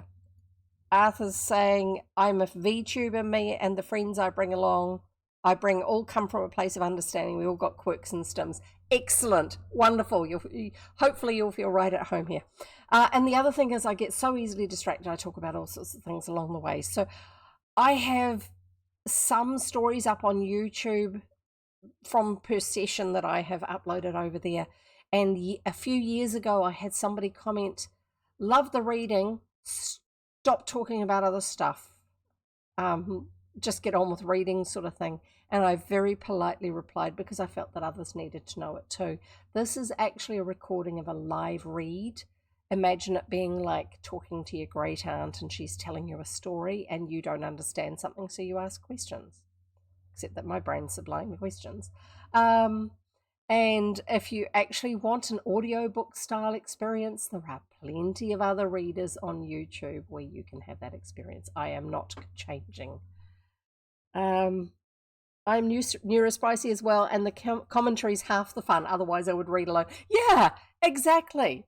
I love the experience of it. I love the fact that there's an opportunity to, if there's something I already understand that I know others won't because of my era that I come from, because I know a lot of people on Twitch are just significantly younger than me. And I have some really, really old-fashioned life experiences because of growing up with grandparents immediately there and living a much more rural lifestyle. So there's a lot of things in some of the books that they'll be using tools or techniques or something that just makes so much sense to me. But I've also realized that some people, it's just like, oh, that went right over the top of my head. So I'll stop and explain it and then I'll carry on with reading. Just adds to it. It's a lot more fun. Imagine coming into someone's space and demanding they do things I know, and yet people do. Audiobooks exist if you want a pure read. Absolutely. And it is totally a social and shared experience. I love it. Thank you. Finding readers on Twitch has been a great substitute for not being in a book club. Oh, yeah. And I don't like the rigidity of some book clubs either. Not that I've done lots of them, but having heard from different friends about them, and they go, yeah, I'm going along to this book club, and then I'll ask them a bit later on how it's going, and it's like, yeah, I think I've done all my homework this week. I read all the pages I had to read, and I've got a theory about this. And I'm like, where's the fun? Good, relaxed book clubs, yes, but not the serious. The book club, aka not HOA, definitely. Anyway, I'll try and see if we can finish this chapter. That's the other thing, is I try to also read out chat comments where they're appropriate, because I know some of the people who are listening are just listening. They aren't actually watching what's going on to be able to see chat, either on screen, because that's probably a bit small if you're on a small device, or in the normal Twitch app or browser version where you actually get to see it in the chat panel.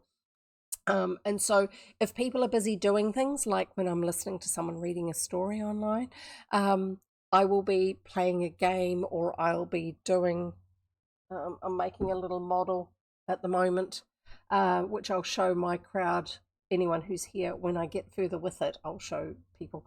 And I just want something that's going to entertain my brain, and so I'll listen to stuff. And as a listener, I like to know what the streamer is answering. And if the streamer only ever gives answers to comments made in chat, you're left like, huh? It's like listening to an old-fashioned phone conversation where we didn't have loudspeaker, and you got somebody talking on the phone, and it's one of the old plastic or pre-plastic Bakelite phones. They are so heavy that you can't, as a person in the room, you can't hear what's being said into the ear. You may get a little bit of a type voice is all you hear, is spill from the sound, but you can't actually hear what the person's saying to them. You can only hear your dad saying blah blah blah blah blah. Yeah, and Gary said this, and then Mr. Jones was really upset about that. Yeah, I agree. I totally agree about that. No, we're not going to do that. And you're left like, what? What are you talking about? What is it you're agreeing with and not agreeing and not going to do? It's like, so as a streamer, I tend to read the comments and also respond to them, or do it all in one. So yeah, timeless, because nowadays you have people talking via their AirPods. Yeah, and if they haven't got those, then they're holding up their phone like this and shouting at it. Excuse me, guys, that is actually a responsive microphone on your phone. So if you talk quietly, it will still pick you up. Sometimes you've got to stare extra close to see if they're talking on a call or if they're talking to hallucinations. Yeah, just assume they're talking to their imaginary friend. A lot of fun. Anyway, let's finish this chapter and then I can talk some more. But lovely having you folk all here. By the way, I stream 3 days a week. Today is the middle day of the week for me, so I do Monday, Wednesday, Friday, New Zealand time. On my schedule page, you will actually see when that is in your time zone. For those people who haven't yet discovered those such things, much funnier that way. Yeah, it is. It's a lot funnier that way. Right. The woman disappeared to return a few minutes later with heavy ropes. Oh, that's what was happening. As she walked across the floor, she clumsily brushed against Nathan and entangled one of his feet in the rope.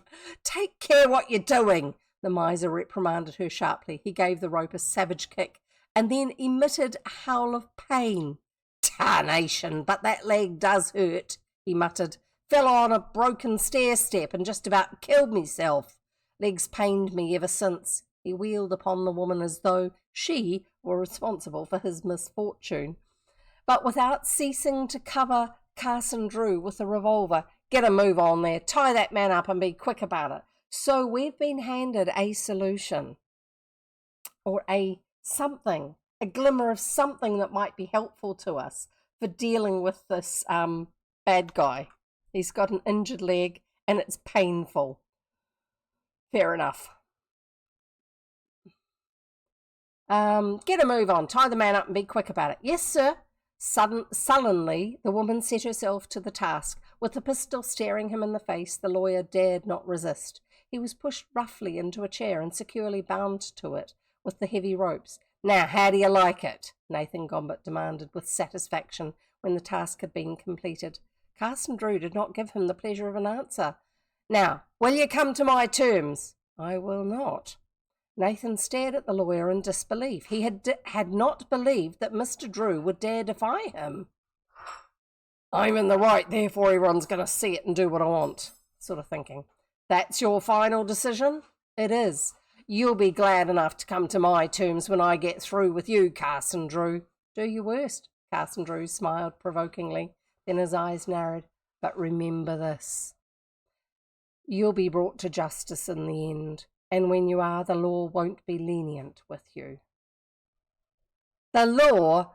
Gombert laughed scornfully. A lot of good it will ever do you. You'll never see your daughter or your friends again unless you give me the money. Will you sign the papers? I've given you your answer. Can't you understand plain English? All right, I've given you your last chance. Nathan's face became convulsed with rage. In a day or so you'll be glad enough to do as I ask. I'll starve you to it. Carson Drew shrugged his shoulders indifferently. Nathan Gombert saw that his threat had made little impression upon the lawyer. And if that ain't enough to bring you to time, he added with a wicked laugh, I'll get your daughter here too. A look of horror came into Mr. Drew's eyes. He shouldn't have reacted, by the way. You couldn't do that. Why, you don't even know where she is. Oh, don't I? She's right at the Turnbull's house. I can get her here easily any night. Just have to dope her a bit, that's all. You fiend! Carson Drew struggled at his bonds, but he was helpless. Nathan Gombert laughed again and turned toward the door. No more food and water for you, he called back as he turned to leave. Carson Drew heard the key turn in the lock, and then he was left to sober reflection.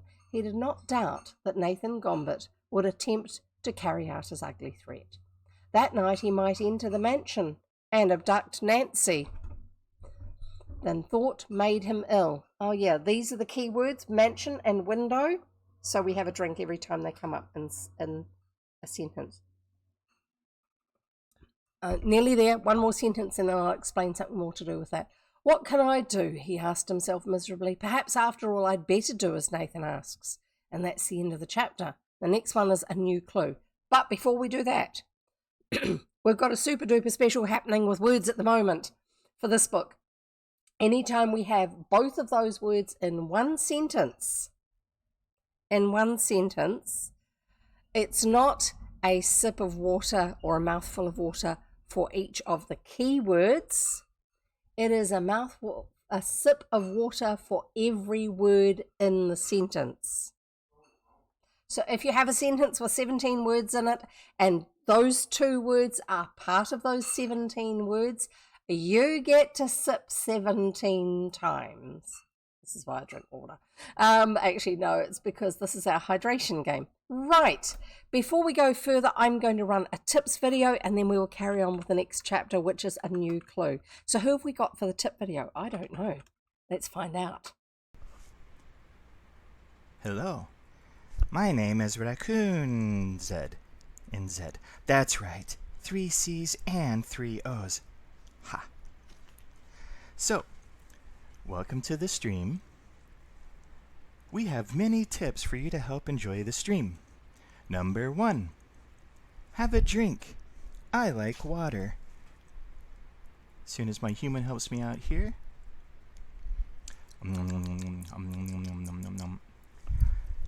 So, another part of that is when I hydrate, when I take a drink, you do too. You can indicate that you've done so by giving a thumbs up or use the water bottle emoji down in chat. Number 3. Sure, why not? Food or snacks? I don't have any right now, but you eat whatever you'd like to eat. Maybe it's a whole meal, maybe it's a snack. I don't know. You do you. Number 4. Get comfy. You can wrap up in something. Thanks, human.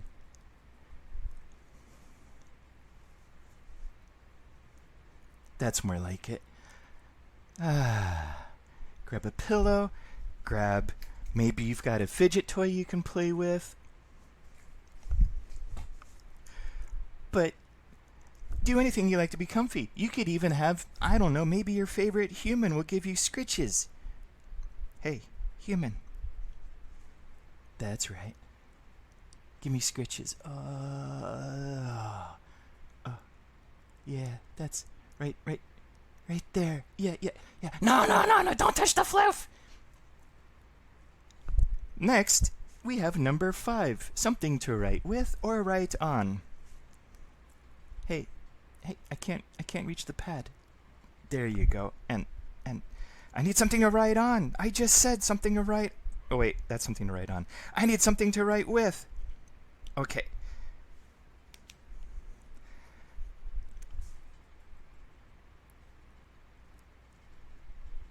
Okay, so I don't have opposable thumbs, but you do.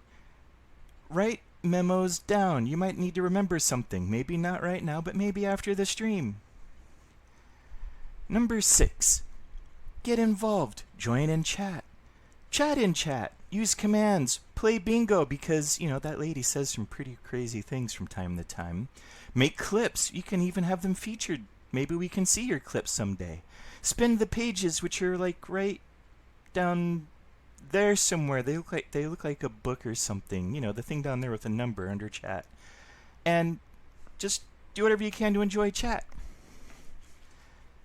Thanks for watching.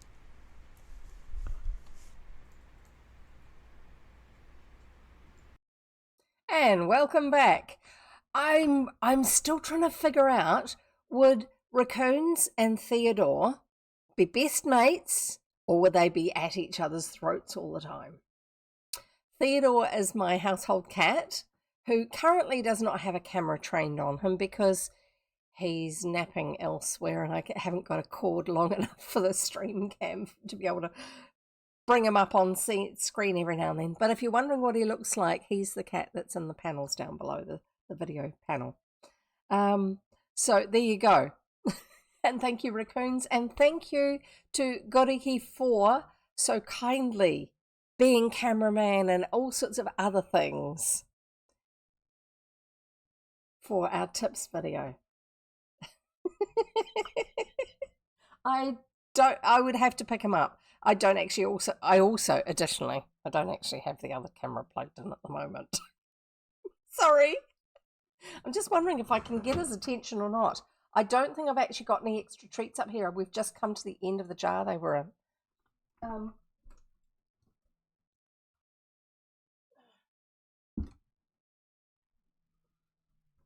He does actually have an Instagram page, but he hasn't updated it for a very long time. And I think if you click on that panel with the picture of him, it will actually take you to it. Anyway, I just had a look. No, I don't actually have any treats that I could give him to be able to get him to come. Right, we'll get on with the next chapter. 241, and it's 10 pages. Yes, we have enough time. Chapter 16, A New Clue. Oh, that's what I was going to tell you. Clue, the word clue. One of the early, was it the first Hardy Boys book? I'm not sure which one, but one of the early books that we read in the detective style of kids' books, because it's kids' books that I read here. They're public domain, yes, but I actually specifically read books written for children and young people. The word clue used to be written C-L-E-W. These days it's written C-L-U-E. I'm just going to read a wee snippet here. The quick and dirty on clue or clue spelling. A clue, C-L-E-W, was originally a ball of twine, and the idea of following a string through a maze led to the more metaphorical idea of a clue being something that helps you find your way or find an answer. I had no idea. I thought it was our modern usage of the word clue for, clues in detective stories.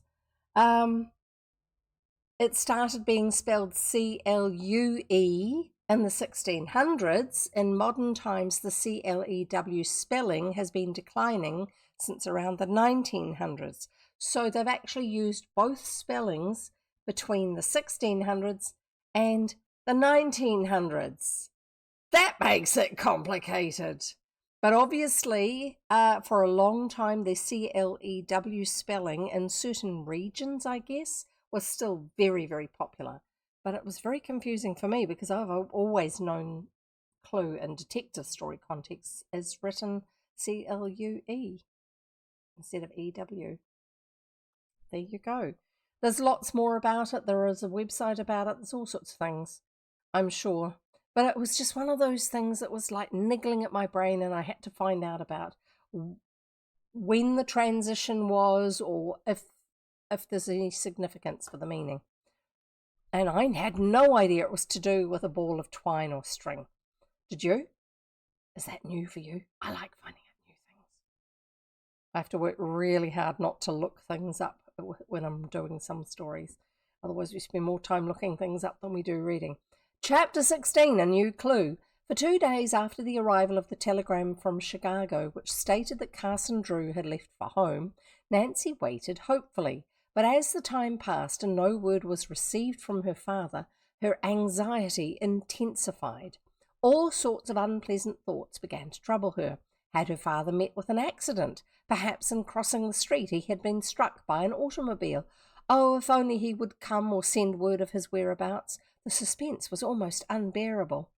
At the repeated urging of Rosemary and Floretta, she consented to remain at the mansion until she received news from her father. But the strain of waiting was beginning to tell heavily upon her. Since Carson Drew had left River Heights, she had not even received a letter from him. And confirm that you've also drunk water. Thumbs up, water bottle emote, chat. And they won't cost you anything to use. Hasn't heard a word. Where do we get to? Oh, it was the very end of the page. Nancy's interest in the mystery of the old stone house gradually lessened. She was still determined to solve the enigma, but the fear that something had happened to her father overshadowed all else, not realizing that the two are connected, obviously. Since the theft of the silk dresses from Floretta's room, nothing had happened to disturb the tranquility of the Turnbull household, although an atmosphere of suspense seemed to hover over the entire house. Sometimes Nancy thought that the very silence of the place would drive her into hysterics. She longed to depart, but for the sake of Floretta and Rosemary, she remained. Several times she had searched the house in the hope of finding secret openings in the walls. Look in the built-in sofas, girl. But although when she rapped them, a few had a hollow sound, she was never able to find any hidden door. It was discouraging. Since Nancy had learned that Nathan Gombert was endeavouring to purchase the Turnbull mansion at a ridiculously low price, like everything else, she felt that she had struck a valuable clue. In her own mind, she was firmly convinced that the miser had some connection with the strange things which had been going on in the old house. She had no way of establishing the identity of the thief, but she was certain that it was either Gombert or someone employed by him. Now, just a wee tip, we are just over halfway through the book if I look at the timeline for this book. No, wrong button. I went back to the library. I want the chapter list. It goes up to 25 and we are up to 16.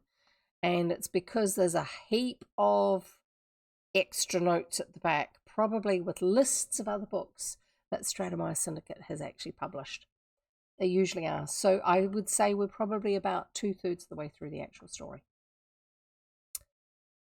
He intends to scare Rosemary and Floretta into selling at any price, Nancy thought. It's up to me to quench his little game. She was at a loss to know what course to follow, if only her father were there to give her advice. As a last resort, I'll go to Gombert and have a talk with him, she decided. By skillful questioning, I may be able to learn something which will incriminate him. Not a good idea. Nancy was well aware that Nathan Gombert was clever as well as scheming. It would be difficult to convince him of entering the mansion. That she knew. She could not cause him to be arrested upon suspicion. I must find a way to prove that he is the guilty one, she thought. If I delay too long, something terrible may happen here. That miser is a desperate man when crossed. Convinced that it was unwise to postpone her visit to the home of the miser, she determined to visit him that very day, though she dreaded the ordeal. Can you tell me where Nathan Gombert lives? She asked Rosemary at the luncheon table. Why, don't you know? Rosemary asked. He lives in the old stone house directly back of us. Nancy gave an exclamation of surprise. I wish I'd known that before. We would have mentioned it, but we thought you knew. You think Gombert has something to do with the mystery? Floretta questioned curiously. I'm almost certain of it, but to prove my theory will not be easy. Nathan is as clever as he is scheming. Tell me, how long has he lived in the stone house? Oh, for years, and it's a mighty unpleasant neighbour he is too. I can imagine, and Nancy smiled grimly. You see, there's quite a story connected with Nathan's ownership of the house, Floretta began. Would you care to hear it? Indeed I would. The house was originally built by a Turnbull. That explains why it so closely resembles our own. Both homes were built by the same man? Nancy asked. No, by two brothers. It was Rosemary who answered. They were devoted to each other, and for that reason they built their houses close together, although, as you can see, they are on different roads. When the Civil War broke out, the brothers had their first disagreement. Floretta continued the story. William, the brother who owned this house, was a staunch supporter of the Union, but the other brother joined the Confederate forces. He gave his life as well as his fortune to the cause, Rosemary broke in. He was killed in action, Floretta finished. After his death, it was learned that he had heavily mortgaged his home. Everything went to pay the debts. The house passed from one person to another until finally it fell into the hands of Nathan Gombert. But why does he want to buy your home? Nancy demanded, with a puzzled frown. If he hopes to sell it to the city, why doesn't he give up his own house? The city doesn't want it, Rosemary explained. He did try to sell. His house doesn't have as interesting a history as ours does, and he has permitted it to run down. It is in a terrible condition now. I wouldn't be surprised any day to see it tumble from its foundation. Nathan has always been odd, Floretta remarked. As long as we can remember, he has lived alone. Not exactly alone, Rosemary broke in. He keeps a servant, a woman who looks as though she were an ogre. And birds, Floretta added. His house fairly swarms with them. When they die, he stuffs them. Ugh! She shuddered. You couldn't hire me to go near his place. You say he keeps birds? Nancy inquired with quickening interest. What kind? Oh, most every kind, I guess, Rosemary answered. Parrots, you can hear them screeching clear over here sometimes. Does he keep canaries? Nancy questioned eagerly. Oh, yes, Rosemary agreed. Well, hello, that would have been obvious. Freaking out because you got canaries on the picture frame? Where's the nearest place that's got canaries? Right next door.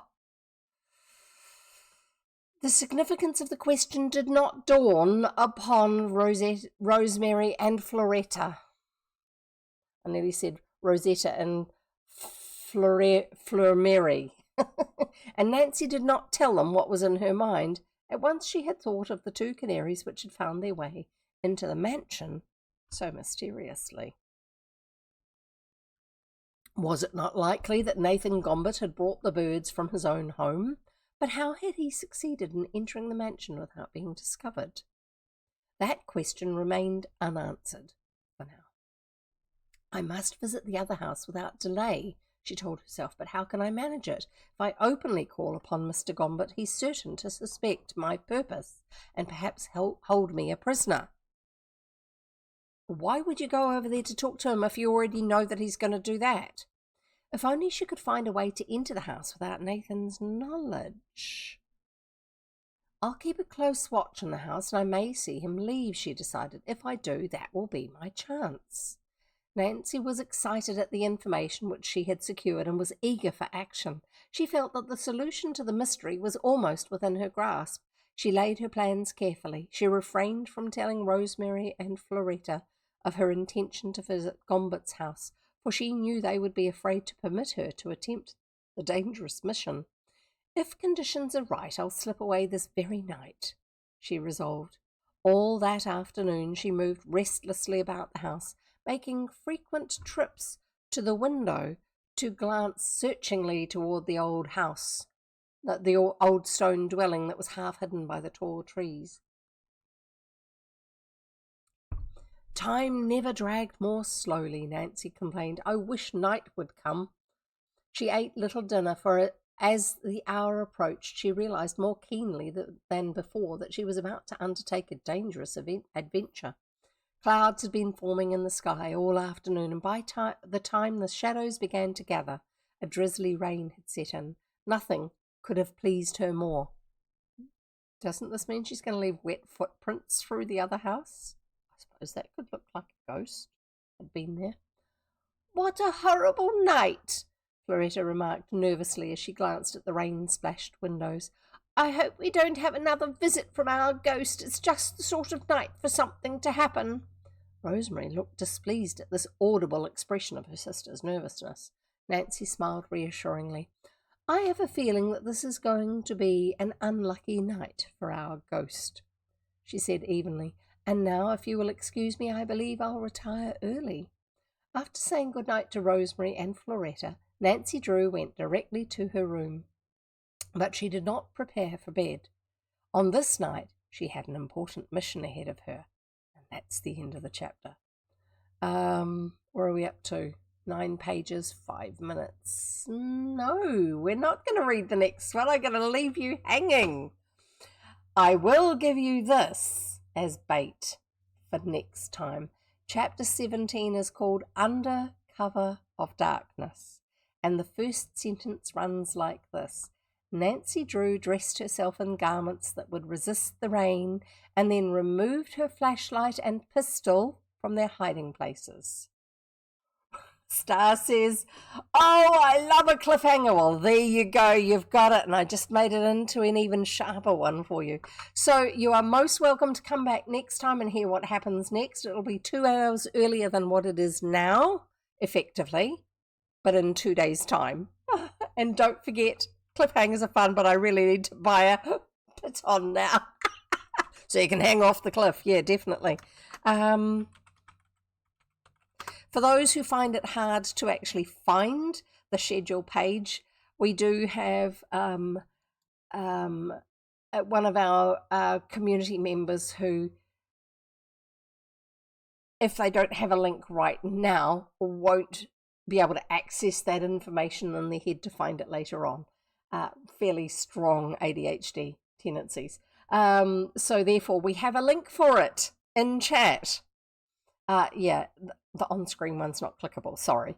But if you want to come back and join us for the next chapters of Nancy Drew and the hidden staircase, which we haven't found yet, and it's obviously hiding, there's passages hiding behind those built-in sofas, because there's no other furniture in this house that has been so consistently mentioned. Yeah, come on back in 2 days' time, 2 hours ago. Thank you so much, everybody, for being here. Thank you, Raiders, for spending the time with us. It's been really, really lovely getting to know you and actually discovering there are others who also enjoy this sort of reading goofiness and being ourselves. We'll see you all again. Don't forget to stay hydrated. Your brain and your body both need that, and we'll appreciate it. And